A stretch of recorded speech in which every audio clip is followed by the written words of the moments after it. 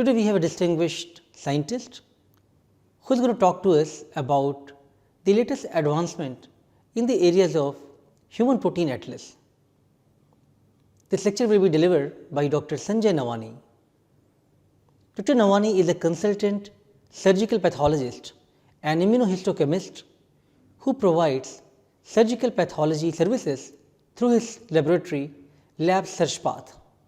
Lab SearchPath is currently one of the laboratories in the world which offers immunohistochemistry stained slide services for more than 200 diagnostics and 20,000 research laboratories. Lab SearchPath pathologists have contributed immensely to the Human Protein Atlas HPA project by manually annotating approximately 16 million immunohistochemistry images over a period of 8 years. In today's lecture, Dr. Nawani is going to provide more detail about his contribution on Pathology Atlas. Just to give you some understanding that there is a quest to know all the proteins present in human, both using mass spectrometry based approach and the protein array based platforms. Dr. Matthias Ullhen and his group has really contributed immensely to the antibody based array based platforms, where they have tried to look for each protein specific antibodies and then trying to see where they are localized. This is one of the major tasks, mammoth effort conducted by his team, where Dr. Nawani and his team has also contributed immensely for the pathology project. So, I am sure we are all very excited to have Dr. Nawani's talk today, and let me welcome him for today's lecture.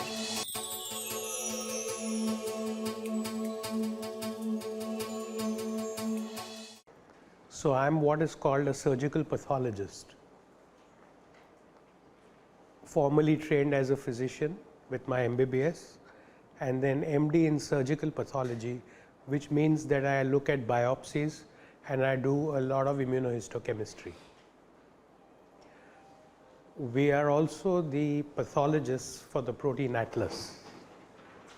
As you know, all the images that you see on the protein atlas website have been annotated in India, and I hope to tell you a little bit today about not only what we've done, but what the protein atlas is actually currently doing. To give you a brief history about the protein atlas, it started off in 2003. The idea was to generate antibodies and study their presence in normal and cancer tissues, and to produce one antibody for every non-redundant gene. The protein atlas is composed of three main parts. The tissue atlas, which is normal tissues, which we had a nice discussion about, and I'll like to expand some more on it. The cell atlas, which is now the center of many things happening, and the pathology atlas, which consists of the use of antibodies on pathology tissue. But mainly when I say pathology, I mean that it's a cancer atlas. First publication came out in 2015. That, when I say first publication, of course there were many publications before this, but that was when we put out the full draft of the first human proteome as seen in normal tissues. The main platform for the protein atlas is immunohistochemistry and tissue microarrays, and all of these images which are evaluated are available on the website for any researcher, student to see. To give you a bit of a background about surgical pathology and what it is and how we interacted with this project, I thought I'd just explain what tissue microarrays meant. And I put this slide in just to show you how tissue microarrays actually originated. With the advent of immunohistochemistry, more reagents became available. And these reagents could tell us things about the tissues that we didn't normally see under a light microscope if we applied them in sequence. So they told us that this looks like this, but it's actually got an estrogen receptor. And that was valuable information because we knew where that protein was being expressed at that particular time.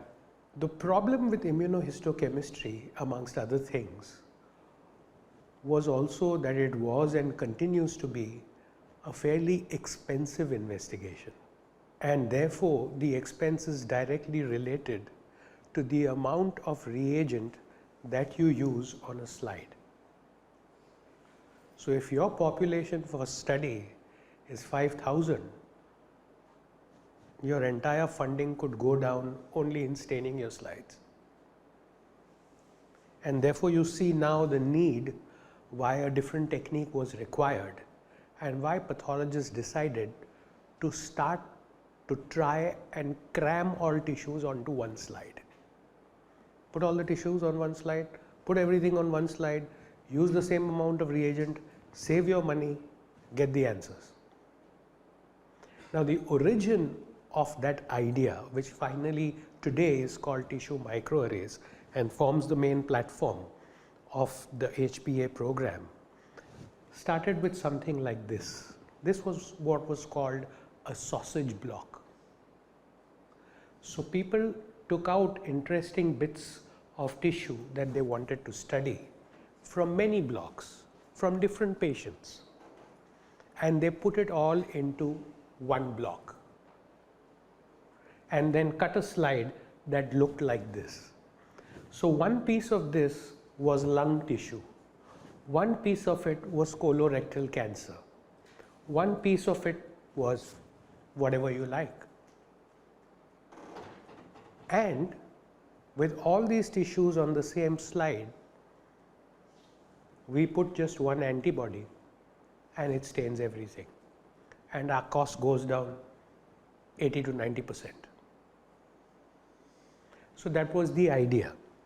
The sausage block came about because people wanted controls for immunohistochemistry, as you need with all tests. You need to know whether it's working properly or whether it's not working. And therefore, if you have multiple tissues on a block, some of which you know are positive and some of which you know are negative, and then you have some in there which are also your tests, it's looking good. Just to give you an idea how the tissue microarrays are made, this is a usual tissue block. This is the kind of block that I usually use to give out a diagnosis. So we've cut out a piece from a tumor, we've taken a slice of it, I've looked at it, I've said this is cancer, and the report's gone. And for diagnostics, that is the only way that it must be done. Tissue microarray is a research tool. It's not a diagnostic tool. So pathologists can't do that on every case that comes into the lab. But once this has been established as breast cancer, for example, we can use to take cores out of this tissue and put it into another block where there will be tissues from other blocks. And finally, we will create a tissue microarray block. I hope I'm quite clear so far. Okay. Now, the way that this is done is a slice of this full piece of tissue is cut and viewed under the microscope. The pathologist is asked to mark characteristic diagnostic areas in that slide which contains the whole section. So he or she does that. That slide is passed on to the technical person, and he is instructed to take cores from those places that the pathologist has identified as classic. Because you must remember that when you see a tissue block of this size, there is tumor, there is stroma, there is normal tissue. So somebody needs to tell the technician where to put the core. Is that tissue stabilized with some sort of treatment, or it is as raw as the when you take out? Yeah, so that's a standard process followed in surgical pathology. As soon as the samples are taken out of the human body, the specimens are incised, cut into small thin slices, usually which do not exceed 2 to 3 millimeters in thickness and not more than 1.5 to 2 centimeters in maximum length, and they are placed in a fixative called formalin. Once it's fixed in formalin, the tissue is, so to say, preserved. We then need to get it ready so that sections can be cut and viewed under the microscope, a process that's referred to as tissue processing. And after the tissue is processed, the tissue is put into this thing, which is actually made of paraffin. So when you hear the term in the papers you read or the people you talk to, and people say FFPE, that's formalin fixed, paraffin embedded. Amazingly, immunohistochemistry has been able to do that. So when formalin fixes the tissue, it denatures the protein. Or if I can quote an example that I have used, if this is your antigen, after formalin fixation, it becomes this. If there's no formalin fixation, it's this. So if it is this, there are epitopes, regions of the protein specific enough that can be recognized to give you a clear staining pattern. But the point that you've raised is very relevant because it brings into question the question of the antibody. So the antibody has to be good, has to be validated. We had a nice lecture from Dr. Joshua about validation. You can produce something from a rabbit, but does it actually work? That's the big question.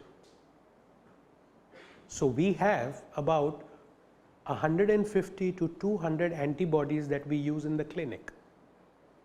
So the antibody that I use for estrogen and progesterone receptors, on the basis of which a woman is going to get some drugs for breast cancer, they have to be very good. But most of the antibodies that I'm talking about today are research antibodies whose aim it is to get validated. So just that you know in the spectrum where the antibodies lie. So they are mature antibodies, they are new antibodies, they are antibodies with partial data on them. How good is your antibody? That's the big question. Okay, let me move a little quickly, otherwise we'll never get to the end of the lecture. This just shows you briefly how tissue microarrays are made. So you take a core from that block that I showed you and you put it into a different block in which there is space for more cores. This is then cut as a section, put on a slide, and then when you stain it, this is an ordinary H&E stain. That's how it looks. That's the machine that does it. It's called a tissue microarrayer, and there are many types of those. That's a manual tissue microarrayer, the one that we use in our lab. It's a fairly easy to use, good device, but our Swedish colleagues use more sophisticated tissue microarrayers that are automated. Automated microarrayers can make up to 20, 25, 30 microarray blocks a day. But it's an instrumentation which has its own problems. So if you don't have that workload, it's not the thing to get into. You're much better off with a manual microarray. And that's how the block finally looks. Nice, neat, equal sized cores. And when you cut the section, that's the slide. Okay. Now, this has already been stained with an H&E, which is a regular stain, but any kind of stain can be done on it. Any immunostain can be done on it. So, the advantages which I have already outlined, many tissues can be put in a block. There is a reduced cost for reagents. How many cores should you take to obtain a correct representation? 2 to 4 cores is normally okay.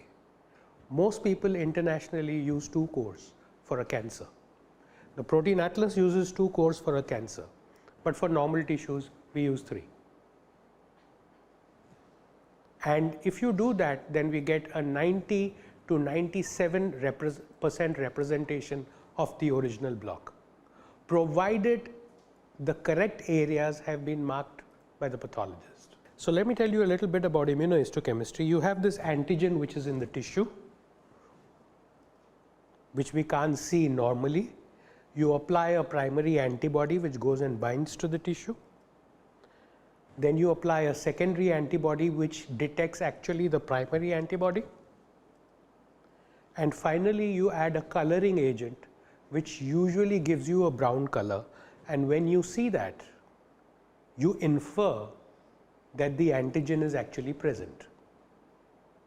So, everything depends on your skyscraper of immunohistochemistry standing up correctly. If any of those products are faulty, including the tissue antigen, which may not have been preserved properly, if it's not properly fixed in formalin, you will get a false negative.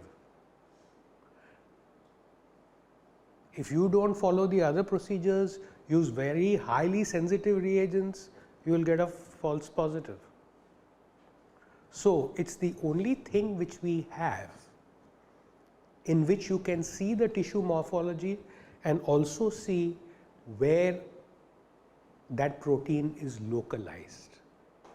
So, now you understand what is the importance of using tissues to test your antibodies, because then you know where those reagents, where those proteins actually are.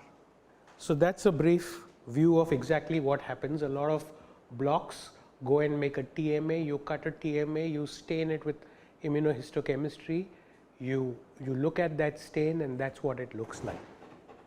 The protein atlas covers 44 normal organs. It studies the protein expression in 83 different normal cell types, 20 types of cancer, and it has transcriptomic analysis of 32 different normal organs.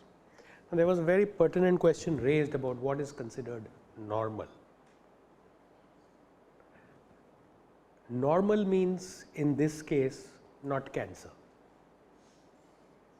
Most of these tissues have been obtained from Swedish subjects who either underwent an autopsy or who underwent surgery for a non-cancerous condition.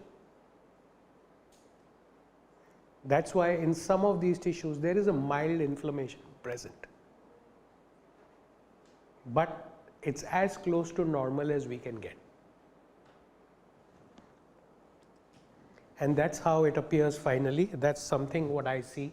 So, you see this brown stuff, the brown stuff in the nuclei and the blue stuff.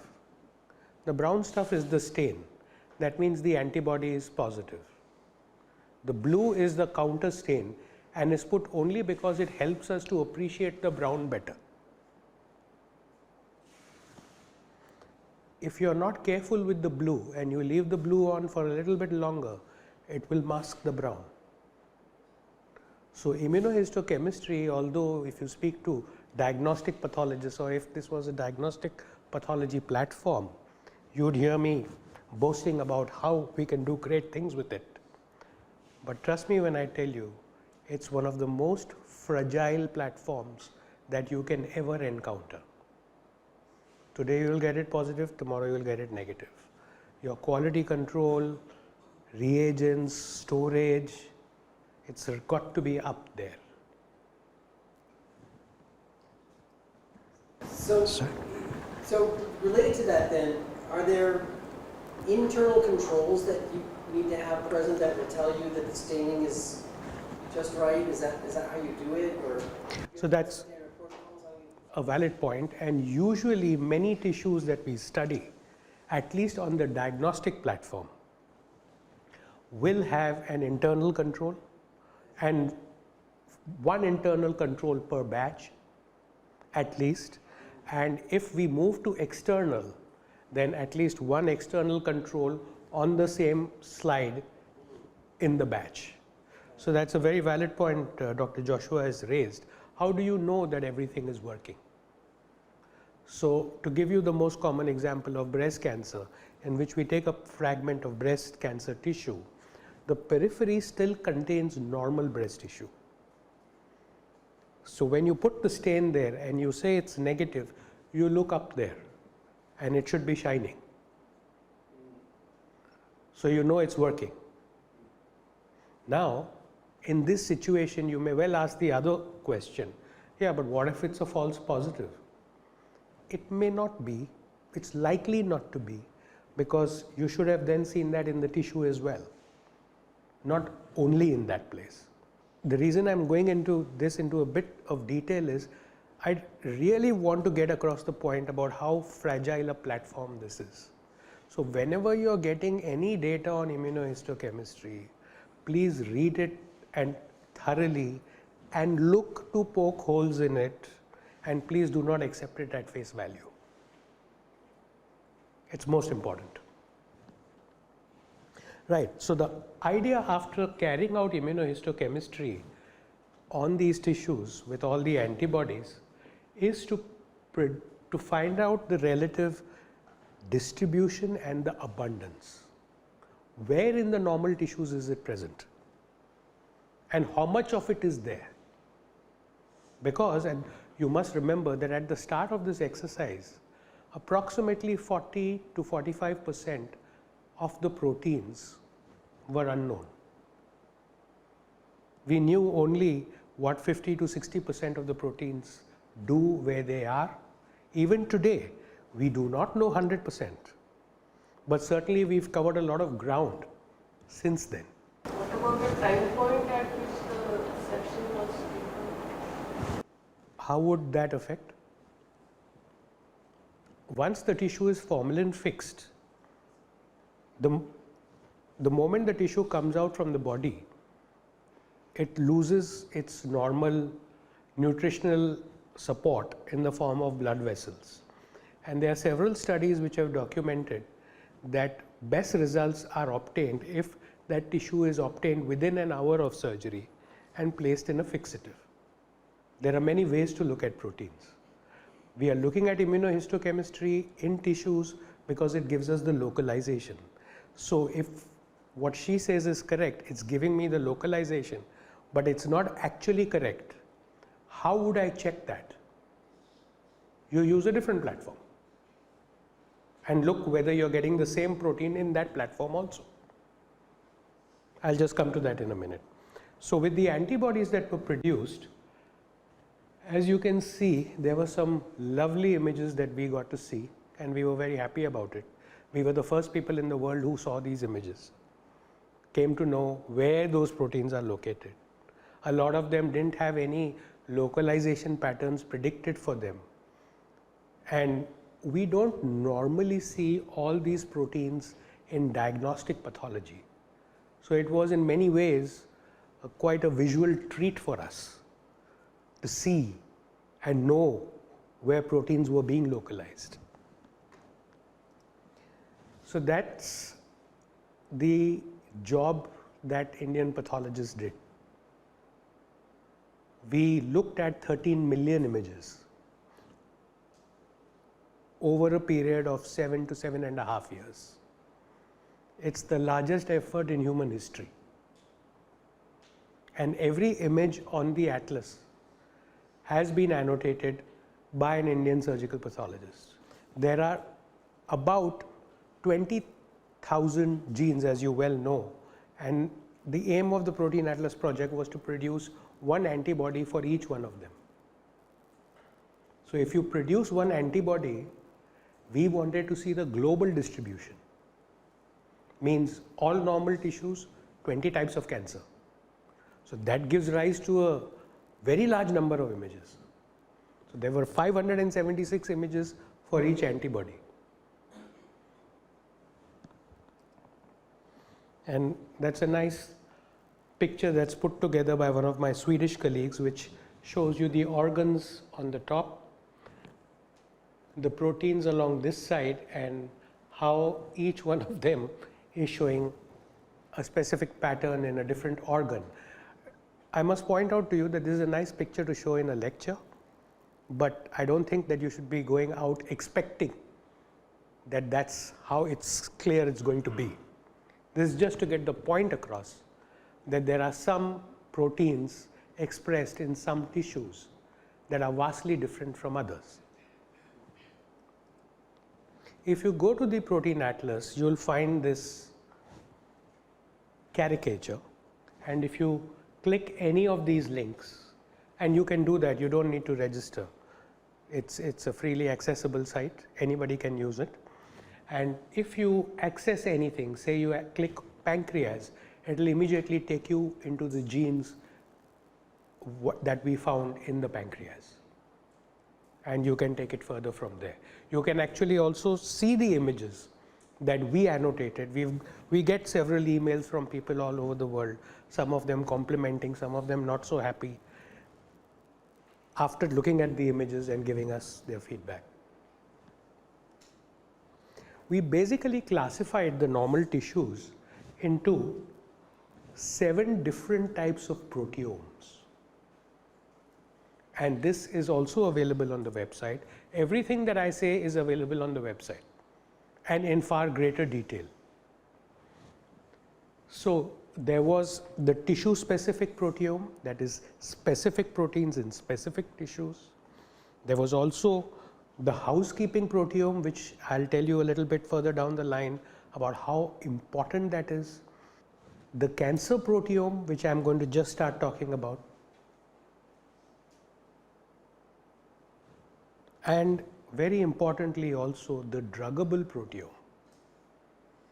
Most of the targets in the pharma industry are proteins. We manipulate them and then we get the desired result with some side effects. In the pharmaceutical industry, particularly the biodiscovery area, nobody speaks of using a drug by itself. They always talk about benefit-risk ratio, because everybody knows that a drug cannot be only good. Therefore, how should one look at these targets, and is there something that we can do that will make these drugs do their job and at the same time not give us side effects? Sir, I have one question. Like this tissue-specific proteome, okay, so these are the proteins which are expressed in a specific protein, but many times I have seen they are dependent upon the stratification also. It depends on many things. Going into the tissue-specific proteome, every tissue proteome, I don't think is in the scope of this lecture, but I would very much encourage you to visit the website. Sir, I wanted to ask one thing. When you collect that clinical sample, they will give you a log mass of the tissue. Yeah, yeah. Same kind of disease, there can be different tissue. So, Yeah. after fixation, how you counter, how you reduce that bias? That's the job of the surgical pathologist. The surgical pathologist can look at it and tell you where to classify it. That's what a person like me does. Each tissue looks different. So if you don't tell me what the tissue is and you slip it under my microscope, I can tell you what it is. And I'm glad you asked that question at this time, because you might be wondering whether you are in an abstract art class or in the middle of a science lecture. But I'm going to try and make a point about surgical pathology. So when surgical pathologists first see an H&E stain slide under the microscope, the first thing they see is something like this. There's a lot of things happening, some big, some small, some tiny. There is no central focus. It's one picture that you have to take in fully. and then you begin to start thinking what's important. If you look at it for a little bit of time, it crystallizes a bit, and you begin to think, yeah, that actually, I think this looks like branches of a tree, but there are no leaves in it. And I think it's branches of a tree, but I'm not sure. And then we look at it some more, and then we say, yeah, now I'm sure. Yeah, tree hai, definite. But there are no branches on the tree. So I'd like to equate this image with what a pathologist sees on a normal H&E section. When he sees an H&E section and he comes to this point, this he's sure. This is a tree, there are no leaves, and this is it. When I say I'm sure, I mean as much as can be possible. Maybe some of you didn't notice Joshua laughing about it, because he's probably encountered the problem. People see the tree and they say, this is not a tree.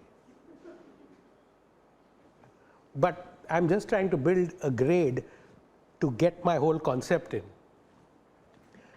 Now that's all that we see. If it's so clear, 10 out of 10 pathologists should tell you that's a tree, and that's a big job in itself. To get those 10 jokers to agree is a big thing. So they'll tell you, now this is a tree. Now starts, and that's something we've been doing for more than 100 years. Now starts, what more can you tell me about it? Because if you go only on this, then all 10 trees should die without water. But they don't. Only 3 die. 7 do very well. So if you have 10 invasive carcinomas of the breast, which are staged alike, which look the same, then why is she dying and she's having a party? There comes in the question of, is there something else? So the first immunos might help you, and they are exemplified by the leaves. So that looks different. That's not that tree. That's going to die. This is not going to die. That's what we are trying to do. And I'm using breast cancer only as an example. But this is very far from the ultimate holy grail, I should say, which is we want to see it like this. There's a tree, there are leaves, they are of different colors.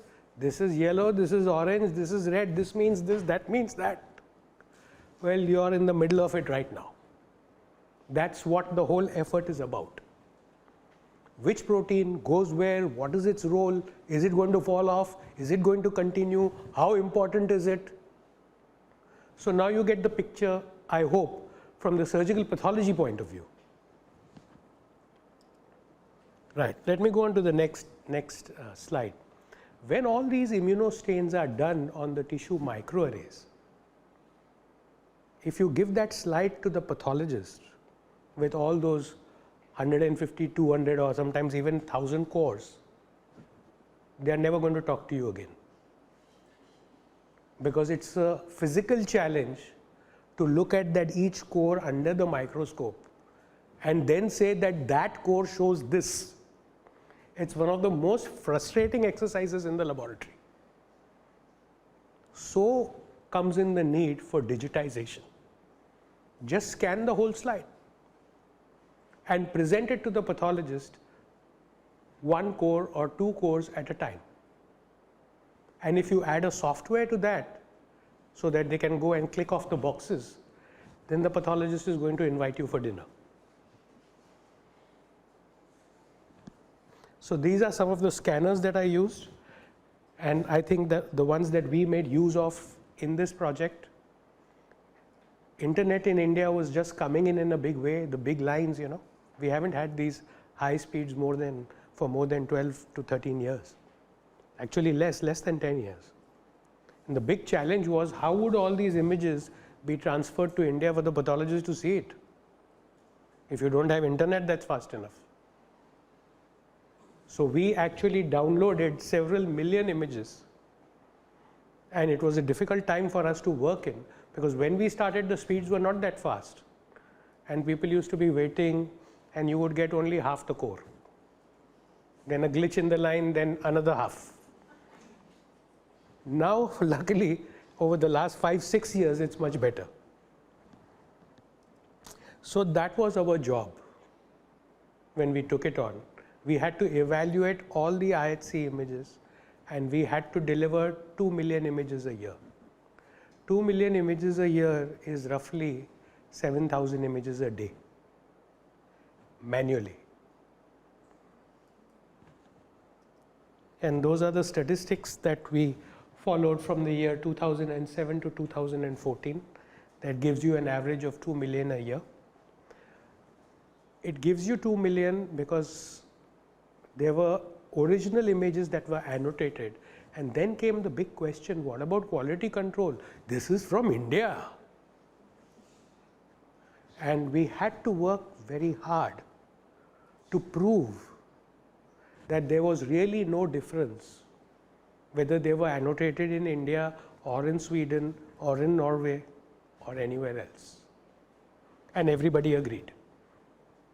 The statisticians became our best friends because they proved that. Now let me go on to the second part, which is a more recent event in the protein atlas. What I just spoke about was normal tissues. But we also have a pathology atlas section that deals with pathology, mainly cancer. And that was published in August 2017. The big proteome of the pathology atlas according to the transcriptome. The focus for the human pathology atlas was on cancer, for reasons that most of you are already aware about.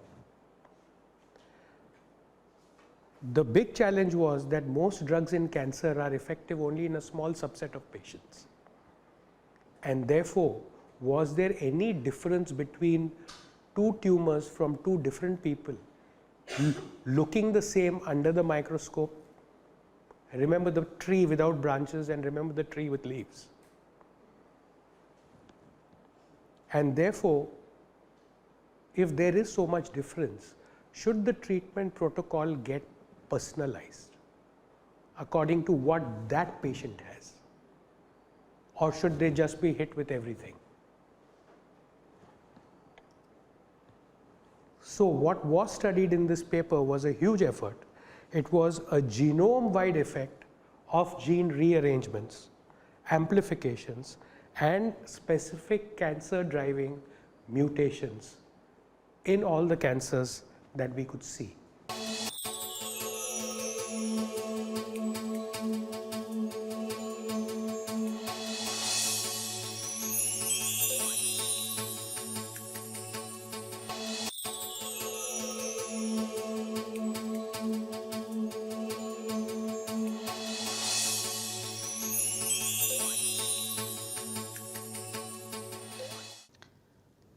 In today's lecture, you got an understanding of a big project, Human Protein Atlas, and also the major contribution by Dr. Nawani's group on Human Pathology Atlas.